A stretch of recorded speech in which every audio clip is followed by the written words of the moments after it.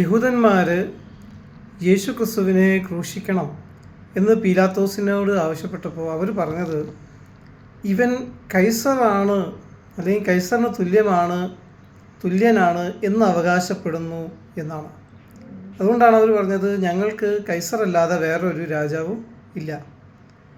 അപ്പോൾ കൈസർക്കെതിരെ സംസാരിച്ചു, അഥവാ രാജ്യദ്രോഹ കുറ്റത്തിനാണ് വാസ്തവത്തിൽ യേശു ക്രിസ്തുവിനെ ക്രൂശിക്കാനായിട്ട് ഏൽപ്പിക്കുന്നത്. എന്നാൽ പീലാത്തോസ് അവിടെ രാജ്യദ്രോഹ കുറ്റം ചുമത്തുന്ന രീതിയിൽ ഇവൻ കൈസറാണ്, അല്ലെങ്കിൽ കൈസറിന് തുല്യനാണ്, അല്ലെങ്കിൽ ദൈവപുത്രനാണ്, അല്ലെങ്കിൽ ഇവൻ കൈസർ ആണെന്ന് അവകാശപ്പെടുന്നു എന്നൊന്നും എഴുതിയില്ല. പകരം എഴുതിയത് യഹൂദന്മാരുടെ രാജാവ് എന്നാണ്. അത് വളരെ ബുദ്ധിപൂർവമാണ് പീലാത്തോസ് ആ കാര്യം ചെയ്തത്. കാരണം